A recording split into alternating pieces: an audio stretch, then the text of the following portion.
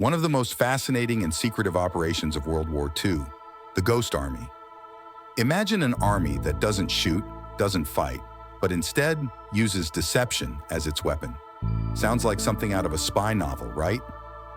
Well, this was the reality for a select group of artists, actors, and engineers who played a crucial role in defeating the Nazis. In 1944, as the Allies were preparing for the D-Day invasion of Normandy, they needed a way to mislead the Germans about their true plans. Enter the 23rd Headquarters Special Troops, also known as the Ghost Army. This unique unit, composed of 1,100 men, had one mission: to create the illusion of large, formidable Allied forces where none existed.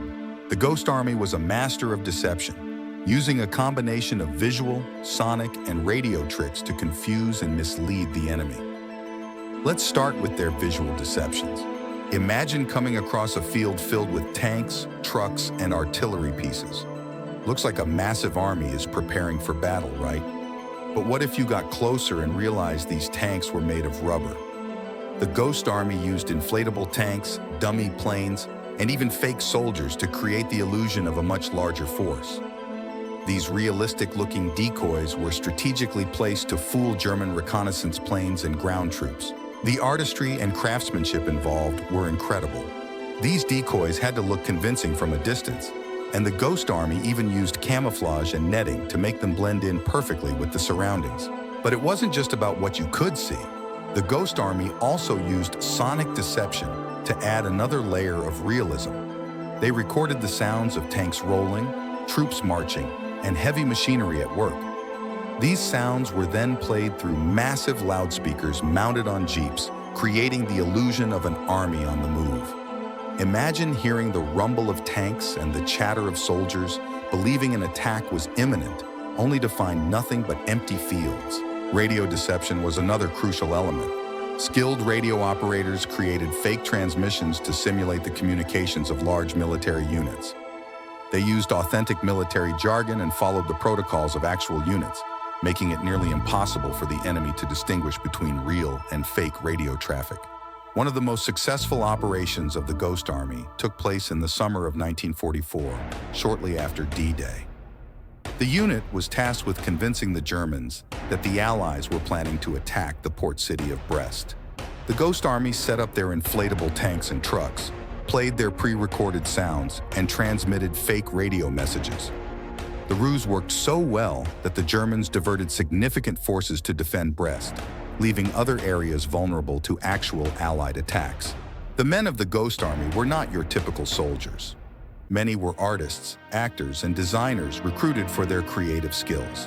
Among them were fashion designer Bill Blass, painter Ellsworth Kelly, and photographer Art Kane. These men used their artistic talents to craft some of the most elaborate and convincing deceptions in military history. In their downtime, they would sketch and paint, documenting their experiences and the landscapes around them. These artworks provide a unique and personal glimpse into their lives and the creative minds behind the Ghost Army.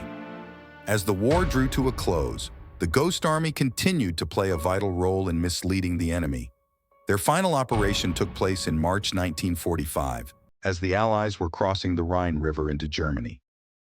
The Ghost Army created the illusion of a massive force preparing to cross the river at one location, drawing German defenders away from the actual crossing points.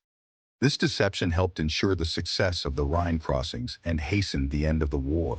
Despite their significant contributions, the Ghost Army's operations remained classified for decades. It wasn't until the 1990s that their story began to emerge. And in 2013, the unit was finally awarded the Congressional Gold Medal in recognition of their bravery and ingenuity. Today, the legacy of the Ghost Army lives on. Their story is a testament to the power of creativity and ingenuity in the face of adversity. They remind us that sometimes the pen, or in this case, the paintbrush and the inflatable tank, can be mightier than the sword.